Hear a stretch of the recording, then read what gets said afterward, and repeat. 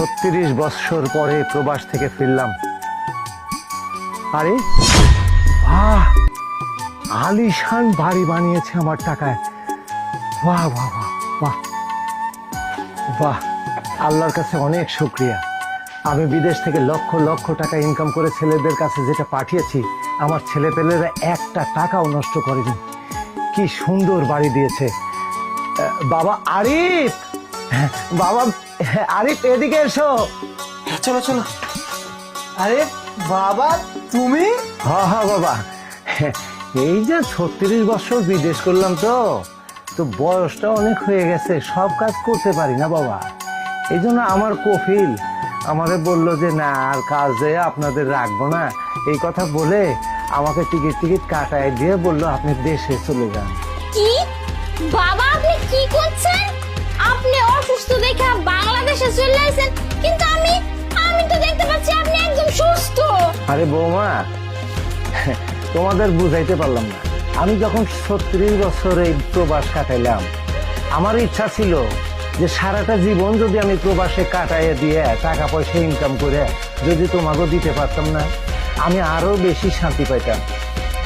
কিন্তু কি কমো, কফিল আমারে কইলো তাদের নির্ধারিত একটা বয়স লাগে, সেই বয়সের পরে আর চাকরি করতে পারে না। এই জন্য তো জোর করে কফিল আমারে প্লেনের টিকিট কাইটা পাঠাই দিল। আরে আব্বা, তুমি কি বাড়িতে আসার আগে আমার একটাবার ফোন করে আসবে না যে বাবা আরিফ আমি দেশে আইতাছি? কই একটাবার ফোন দিলা না। আর তুমি কি, তোমার কোনো জ্ঞান নেই? তুমি আর 2-4টা বছর প্রবাসে থাইকে আসতে পারলা না? টাকা পয়সা তো তুমি কিছুই আনো নাই। বাবা, তুমি কি এই কাজটা ঠিক করছো? এই বিদেশ থেকে এখন বাংলাদেশে চলে আইছো, এই কাজটা না একদমই ঠিক করো নাই। এখন তো আমার অনেক টাকা পয়সা দরকার। এখন যদি তুমি টাকা পয়সা না দাও, আমরা কার কাছে যাবো, কার কাছে কি হাত পাবো টাকার লিগা? তুমি আর কয়েকটা বছর থাইকে আসতে পারলা না? আরে বাবা, আরে মা, আমি তো অনেক জার্নি করে এই যে প্লেন থেকে নামলাম, তাই না? তা আমি তো ভোরবেলা আইছি, তো আমার একটু ভিতরে নিয়ে তারপরে কথাবার্তা কই আমরা, সমস্যা কি?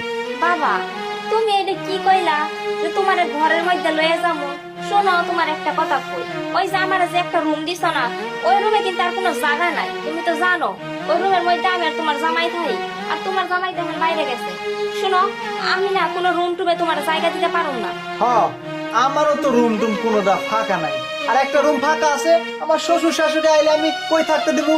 আমি কিন্তু আব্বা তোমার ওই রুমে উঠতে দিতে পারবো না। আমার শ্বশুর শাশুড়ি আসবো কিছুদিন পর, ওই রুমটা তারা বুক করবো।